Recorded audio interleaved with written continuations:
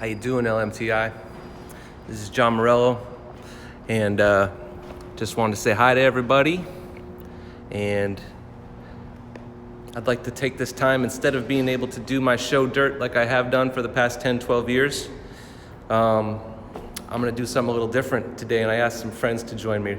I'm at a warehouse in Worcester, Massachusetts, which is like the New Jersey of Massachusetts. It's that awesome. And there's a stage right over there that I've once performed at. It's nowhere near as nice as the pavilion though. So those of you who might not have seen me before, I'm an actor, comedian by trade, and I wrote a one-man show called Dirt that I usually do at LMTI every year. And this year, I'm not doing that. So let me tell you a few stories. Our stories are important.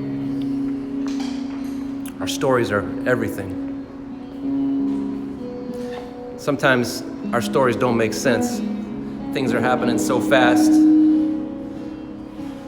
that it's hard to figure out how this story is going to begin, go, and end.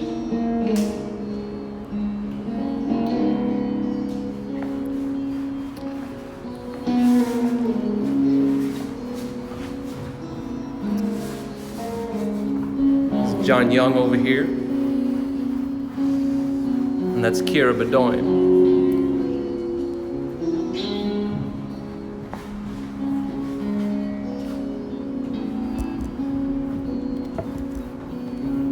You'll have to let me get my thing situated here. There we go.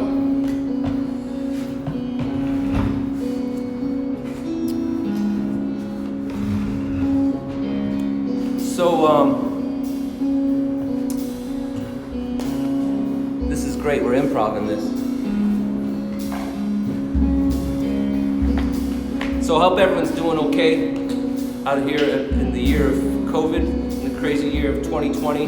I hope we're somehow connecting. I hope we're somehow reaching out. And everything that I've always done has been to have some kind of connection. And if in some way what I do or what I have done is able to help us connect, not unlike when you go to a show, when you go to a concert and you're in the front row and you're waiting and you're looking at that singer up on stage and you're thinking, I think he's looking at me. Nah, he's not looking at me. And then all of a sudden you see his hand come out and reach out for you, and you just grab and you hold on, and you have that moment. I've always been about trying to have a moment of connection. And I hope that amidst this crazy time that we're able to do that. When I was 8 years old, I used to live in Michigan, which is a mitten, which looks like this. And the state is very proud of it. They're like, we're a mitten. It's kind of like all they friggin' got. But I lived out there. I didn't really like school too much when I was a kid. I liked my art class and I liked my science class. I liked my art class probably because I liked my art teacher. Like I had a crush on her when I was little. She'd come over like, what are you drawing? I'd be like, oh, another picture of you. Awkward, sad. I still like artists. Not like in a creepy way. Right, Kira? Right. Alright. So yeah. My family moved out to Massachusetts when I was 11 years old. It's crazy.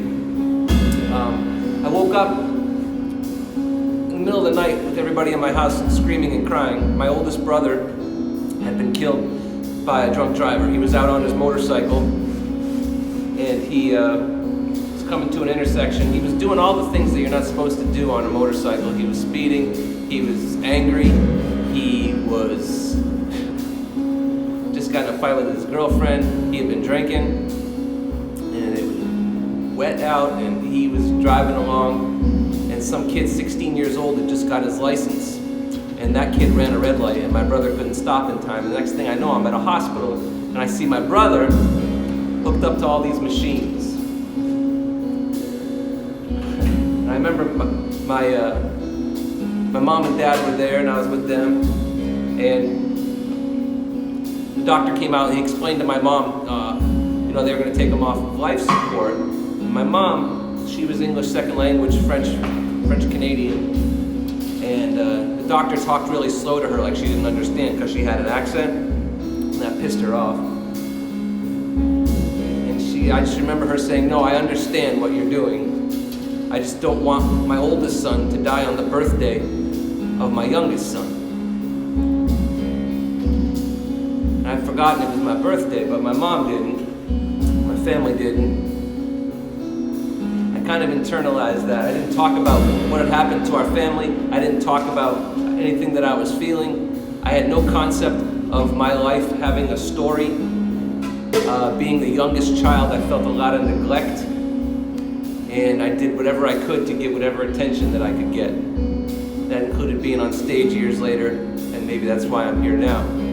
So sometimes there's a way that we have all these things that we might not like about ourselves that start off as tragedies, and somehow we can shape them into our story.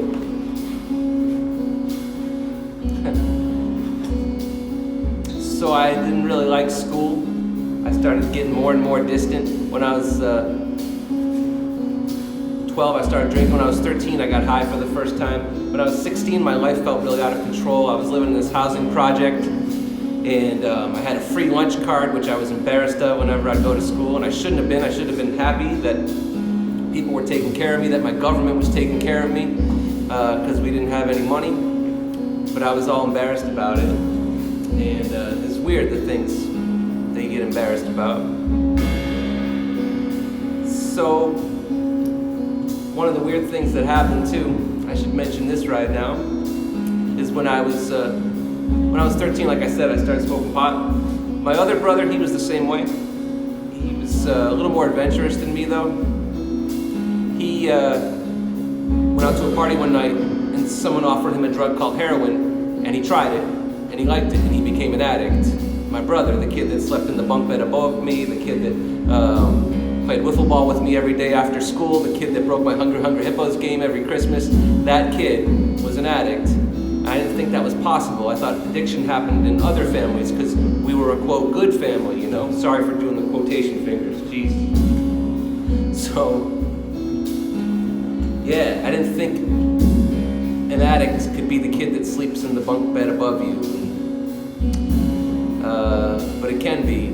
I didn't know it could be the guy that would eagle the par 5 at the golf course, and the kid that would break your ankles as a point guard. But it is. So I had all these feelings, and now I'm going to tell you a little poem called Dreaming of Being an Astronaut.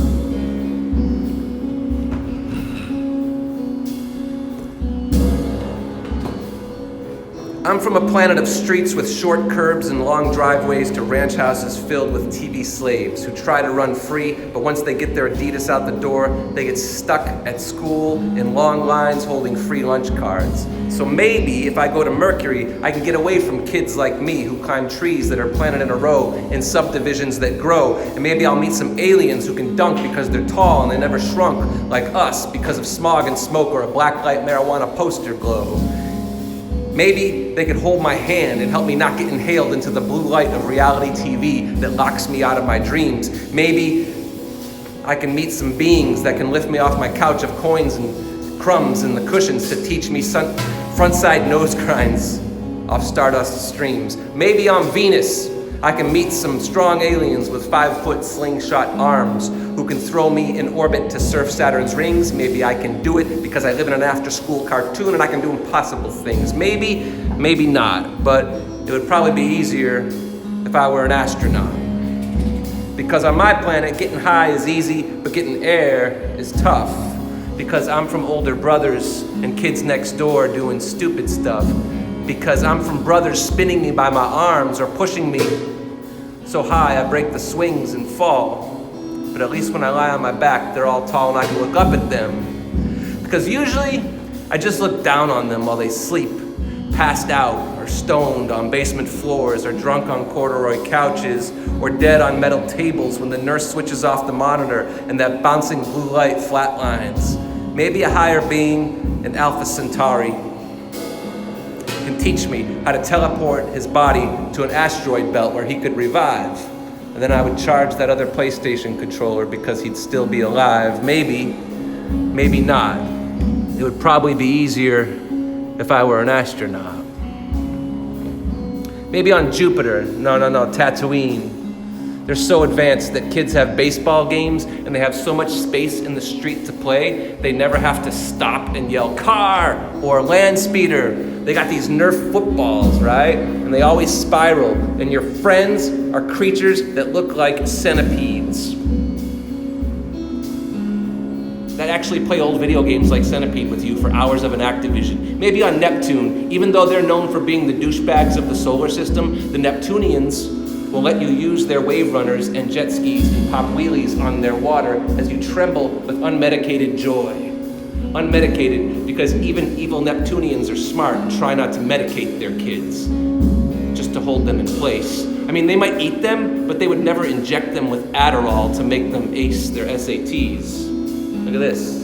I found a friggin' cat. Because I'm from an old school planet. It still has sayings like Scouts honor to mean honest, even though Boy Scouts wouldn't allow my friends who are gay to join their clubs, because I'm from a land of action figures and guns. You grab an arm, I grab an arm, and we'll run, and we'll pull Stretch Armstrong like Christ until he splits and bleeds red corn syrup on the chalk of a hopscotch human outline on a city sidewalk. Maybe somewhere on Uranus, school kids don't laugh at their planet's name. Or maybe they do, but adults think it's funny just the same. Maybe kids get to laugh when something is funny. And if they can't sit still, they get to move or make a stupid face. Maybe they all get a turn to play for the Astros at second base. Maybe even though they only got 3 fingers, they're more awesome than Altuve, and they don't even need a glove. And they don't steal signs, take steroids, and do beer commercials and pour champagne when they win and tell kids to just say no, maybe, maybe not. It would definitely be easier if I were an astronaut, because I'm from going in my brother's closet to borrow his baseball mitt and finding his drugs and porn instead and thinking, you know what? I'll never even make the team, so I didn't. Maybe on Pluto, the kids just know better and avoid their brothers. Maybe on that planet farthest from me, a Plutonian kid and me are one, with parents lost in their own orbit, light years away from their sun, so forgetful with their love. Maybe the kid likes baseball, but he doesn't have a glove. Maybe I'll give him mine. I'll put it on a skateboard. I'll push it up that stardust stream out my window, and I'll watch it float away, past the mini golf, past the mall, past the dumpster filled with shattered superhero glasses from Burger King, and all the way past that tiny star that twinkles like my mother's eye when I do something right. I'll play with him, even if he sucks. And if I was the captain, I'm gonna pick that kid first to be on my team. And he could be my friend, but if he wanted to stay, I'd tell him he couldn't hang around because maybe he isn't safe in our town. Maybe he'd get chased on playgrounds or tangled in those metal bar merry-go-rounds. And big kids would push him down and make him grow up too fast. And he'd scream, louder than my brother's Marshall amp that blew away the crowd. Louder than a thunder crack, he'd warp speed back home past the clouds. Because aliens belong there, and I'm from here. Maybe, maybe not. I'd still be lonely, even if I were an astronaut.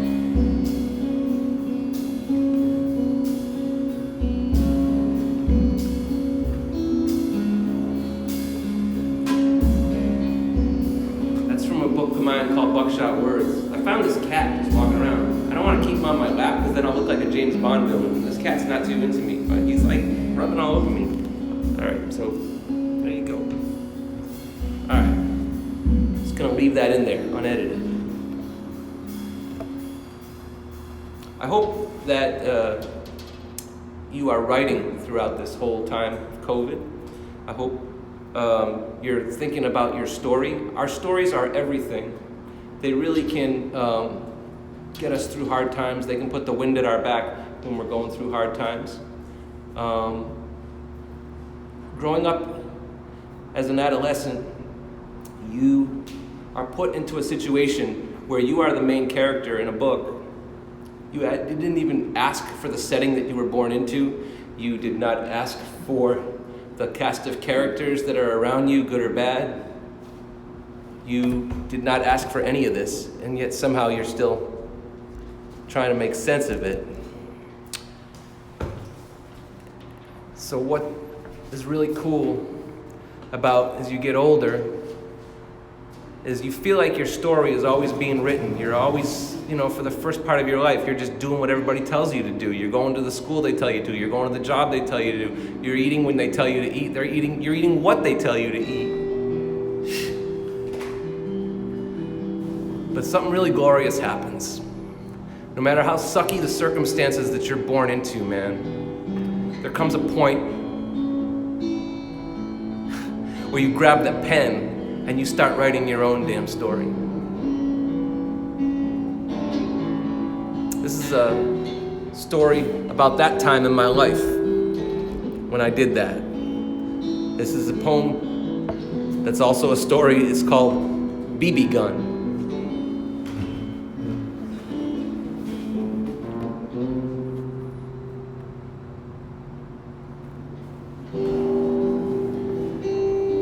When I was 11, I borrowed my friend's BB gun. And I lived next door to an old woman named Dolores who was married to a drunk. And all the neighborhood kids would tease her because she seemed mean. And in the middle of the night, I learned new swears and new combinations of swears. From her window, I never heard her sing, but I heard her husband abuse her with words, which somehow he was sober enough to use, but she never yelled back or cried any tears. I lived next door, I was 11, and in the middle of the day, I'd sit at my windowsill and I'd watch her feed the pigeons. There'd be 10, sometimes 20, they'd be perched on her clothesline, flocks flying outside her window pane, while curses spat from her husband and stuck on the window pane.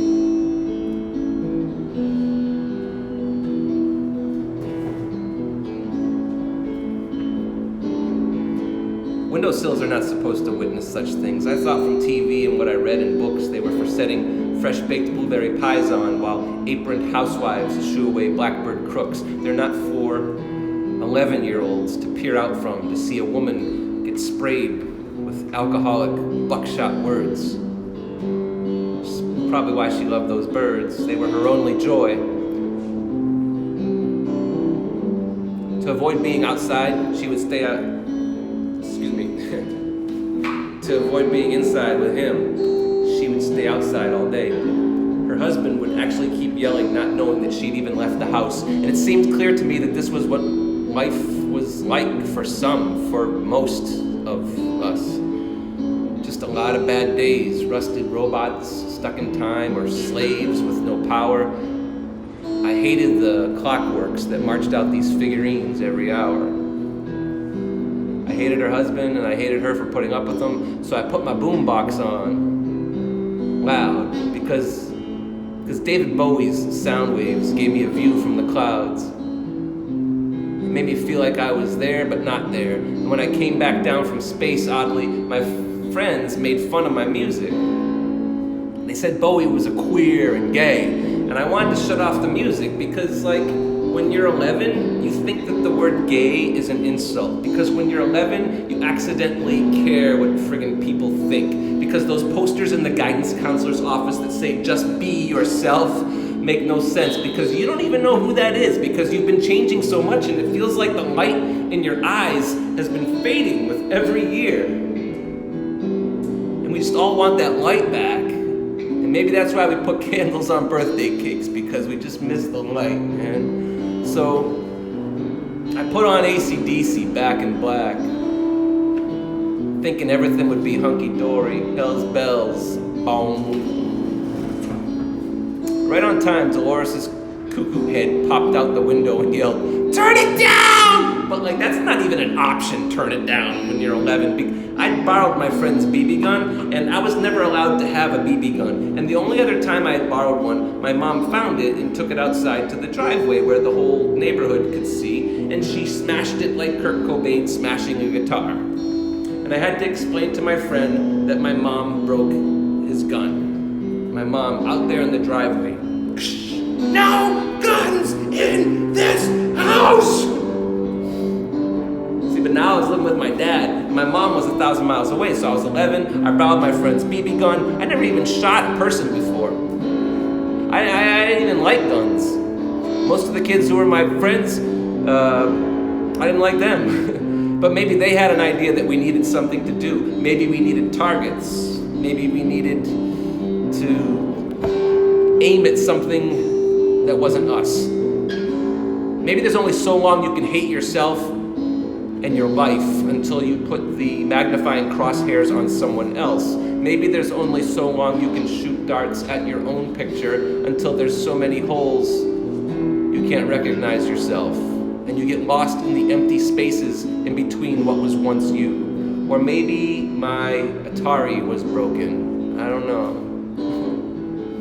So with my friend's guidance, one on each side, not even like a devil and an angel like in the cartoons, just two devils, so three, including me. I aimed and I fired, and my first shot hit her, a pigeon. I'd never even shot an animal before. I was 11. I borrowed my friend's BB gun. This pigeon flapped and tried to fly away, but it couldn't, so it walked and bled from its beak. Seconds before that, that bird was happy and didn't even know there were such things as BBs or guns. So this is what it's like to shoot something. I couldn't stop staring at that drop of blood hanging off of its beak. I had done that to it. My friends laughed, I was nervous, and I laughed too. Dolores heard us and looked through her window pane and saw the bird, and she saw me holding the gun, and she screamed, "What the hell is wrong with you?" And so I accidentally yelled back something totally honest. I don't know! Chest and her body was shaking and flapping, and she started crying. And she never cried all those years when her husband yelled at her, but this day she cried for a dying bird. My friends ran home. I sat in my yard on my steps with my head down in my arms. In our neighborhood was this bleeding pigeon still trying to walk and survive. You know, any other bird would have died by now, but the next day it was still alive. I'm serious. Why was this one different? Spared this one? Could I make things right? I wanted to fix it for Dolores. I wanted to catch it and bring it to the vet. It's true. My friends would make fun of me if they found out my plan, so I never told them why I devised this crazy plan out of Looney Tunes. I had a laundry basket, and I propped it up with a stick, and I put breadcrumbs underneath the basket, and I'd tie a string to the stick, and I'd lure it in, you know? I'd catch it, and I'd put it in a cardboard box that I'd already cut little windows and holes in, take it to the vet. It's a stupid, crazy plan, but sometimes Saturday morning cartoons come true. The pigeon went under the basket. We caught him. I ran to the basket. I was shocked that my plan actually worked, because usually all my plans were like paper airplanes. I'd spend time folding them. They always flew crooked and hit the wall, or maybe it seemed like something was holding them back. But this plan actually worked. I went to go get the bird, but my friends grabbed him first.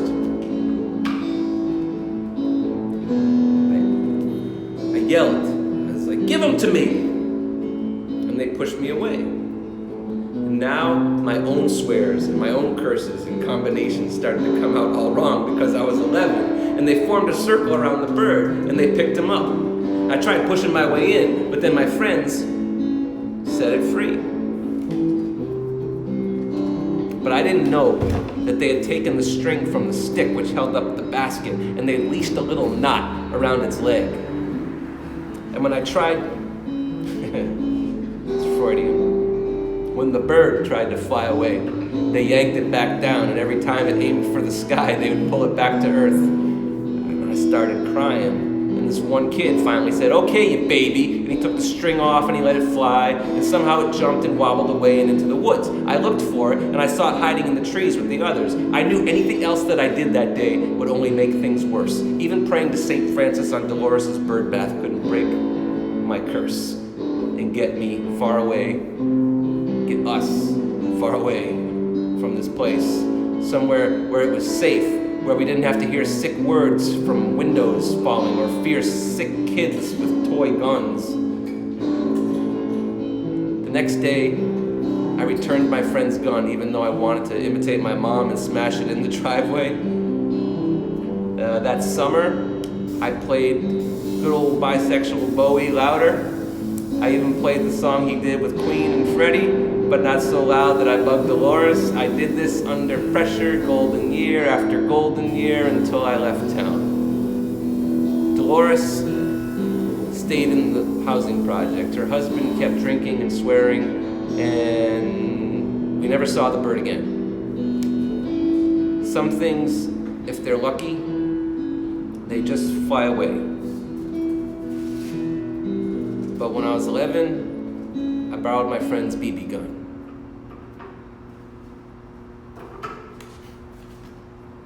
That's a true story.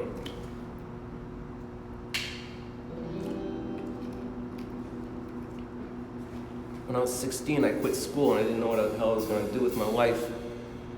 I was working in a offset printing place, and thinking I was just going to work there or something. I didn't know what I was going to do.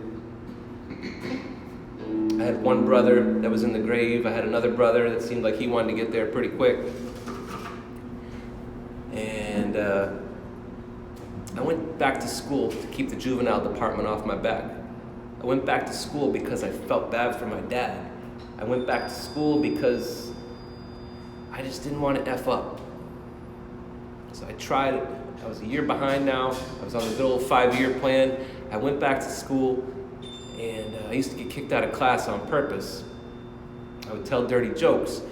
And the thing was, I did this so that they would send me down to the office and they'd put me in a little cubicle, and I'd try to make my pencil stick in the ceiling all day. That's quality education in America. I was isolated. I was socially distanced before it was cool. And but this one day, I'm trying to get kicked out of class, you know? And all the other teachers kicked me out of class. I'd tell dirty, raunchy jokes. But this one teacher, one day, my Latin teacher of all things, he's like, you know what? He's like, you, out in the hall. And he gets me out in the hallway. And he starts cracking up. What? His face is like really red. I thought he was all pissed off, but he was actually trying not to laugh. I'm like, you serious? He's like, yeah, you're really funny. I like having you in this class. Tell you what, come in tomorrow. I'll give you 10 minutes to tell your jokes. If you can give me 40 minutes for Latin. Actually, you don't even have to do that. Just stay in class. Put your head down if you don't feel like paying attention. You remind me of this comedian, Lenny Bruce, he said. He used to do all these little voices and dirty jokes, but he had a point to it, you know? And I was like, oh, I never heard of him. He's like, I'll bring his book in for you. I'm like, I don't read. He's like, no, you should read it. I'm like, I'm not gonna read your book. He's like, it's called How to Talk Dirty and Influence People. I said, all right, I'll read that book. So I showed up to school the next day, told some jokes. Class laughed, he laughed, I was laughing, put my head down, boom. As I'm walking out, he's like, hey, coming to school tomorrow, 2 days in a row? I'm like, yeah, I'll try. He's like, by the way, I like the Kinks. I'm like, what? He's like, I like the Kinks. And I looked down, I had my book, and I used to write the names of bands on my book covers, on my books. And I'm like, oh, that's cool. I like it, because my brother, when he died, I got his record collection. So I got all this old music from the 60s, and there was this band called the Kinks that I loved, and I still love.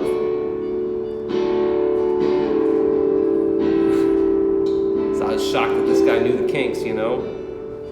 And he's like, what's your favorite song? I'm like, Destroyer.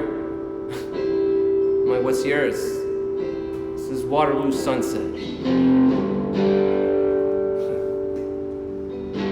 So I went home that night, I listened to Waterloo Sunset, and I went back to school the next day, and I did my jokes, and I kept on going back to school every day, because this teacher made me feel like I was important.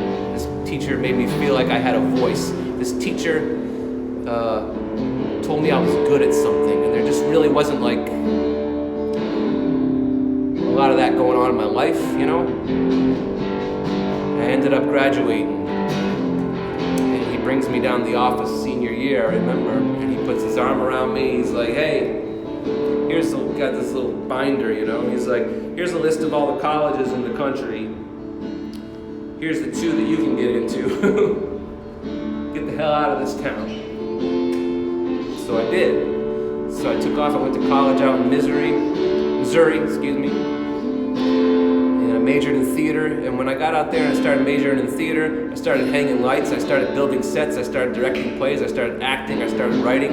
I started doing all this stuff that felt good, that I was good at. You know, my desire to like want to be high or be drunk all day, that kind of like faded out of my life very organically, like the day follows the night.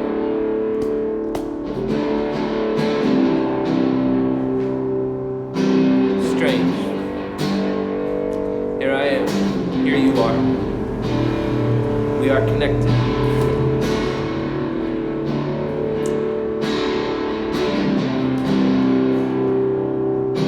I'm gonna do a poem right now called Teaching Cursive. I don't know if they still teach cursive or not, but I'm a father, and I wrote this about having to teach my daughter cursive, and maybe this will mean something to you.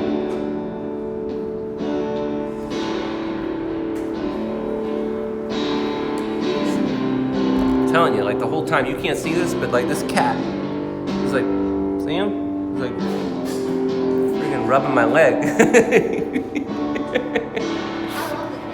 Yeah, I know. Come on, cat. Come hang out with Kira. Kira needs a cat in her life.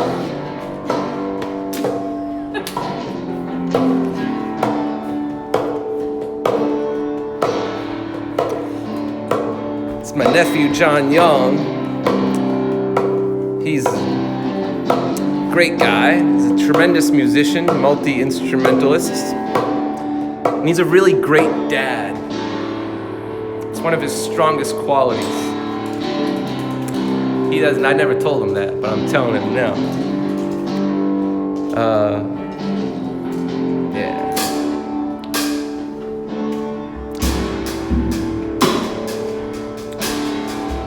This is a poem called Teaching Cursive.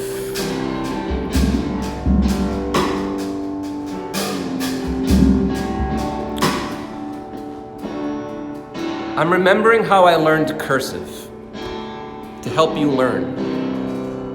I'm practicing neatness. I'm pretty precise with my fancy loops. Capital Z, capital Q, capital X. Those are wild. You're rarely gonna need those. You know what? I gotta adjust my thing here. I'm gonna start over. Teaching cursive. I'm remembering how I learned cursive to help you learn. I'm practicing neatness. I'm pretty precise with my fancy loops. Capital Z, capital Q, capital X. They're wild. You'll rarely need them. Yeah, lowercase l, it does look like lowercase e. You're gonna need those a lot, so those need to be exact. Well, if you want others to be able to read it, see how all the letters are connected? See, I have grown so lazy in my style. And as I teach this kid correct handwriting, I remember all the rules that I could never follow. The boring days of practice. The first moments I began to make the letters connect. My teacher actually wrote in big red letters on my report card, "Penmanship is awful." But you know what? The way she wrote that, it was like really messy, so the hell with her. But someday I tell my daughter, I tell her, your writing is gonna be strong enough to make it your own style. A lot of people will want it on the dotted line. Maybe some will want it on their copy of your book. You're gonna develop a signature. Mine is messy. My dad's was official. My mom's was beautiful. In my school, growing up, students freestyled in secret notes to each other. Girls' eyes were dotted with hearts. A boy's O's were little bombs with a lit fuse. And our words that ended with Y's dotted off the page.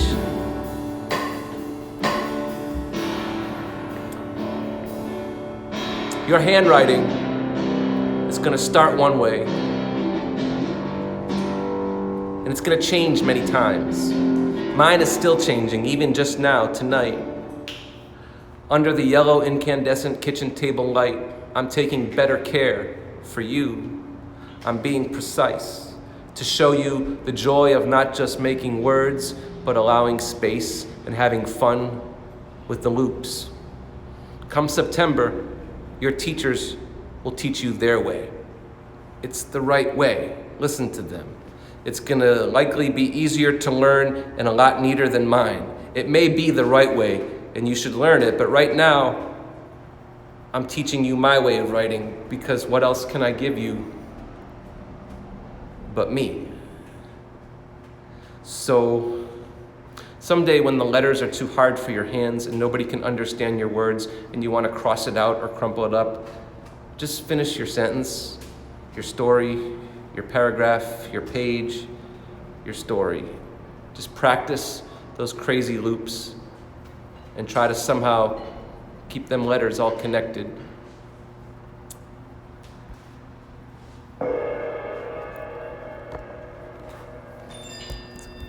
Nice little gong to end that.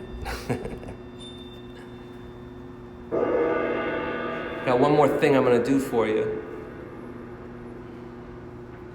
I hope that this means something to you. I hope that we see each other again. I hope that the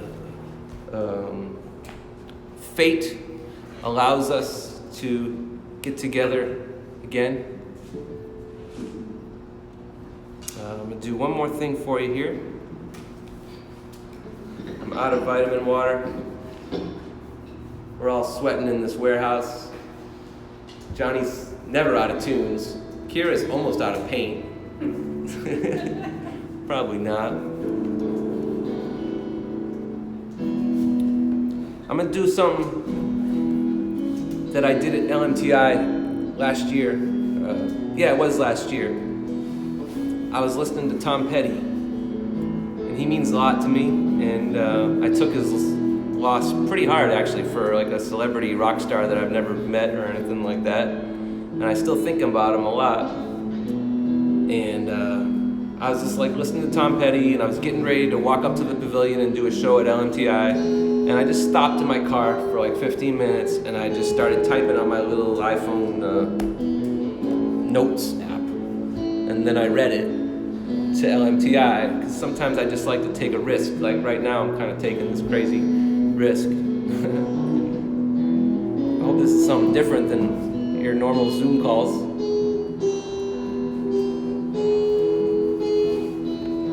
This is something called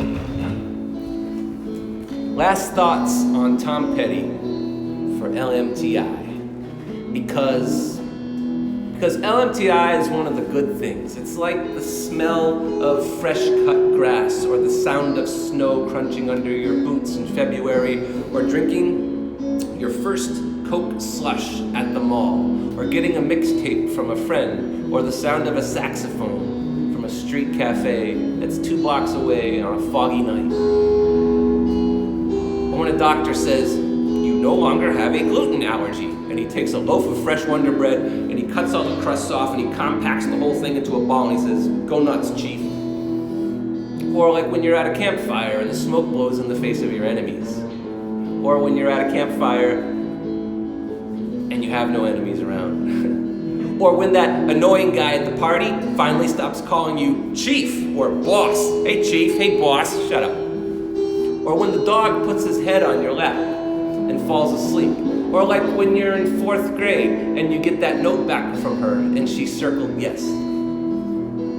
Or even better, the smell of her perfume in 8th grade at the dance.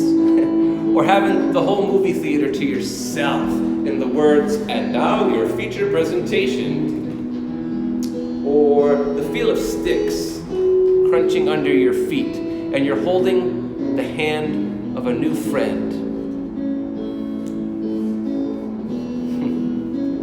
And you walk on a path in the woods toward a faint sound that's getting louder, and the voices rise, and you hear hundreds of people singing. Hundreds of people just like you. Hundreds of people who have the same fears and insecurities and dreams and love and so-called issues and joys. And the idea that all these people, you could have tragically just walked by them on the street somewhere if you didn't know them, and you would just assume that they were all so distant or different.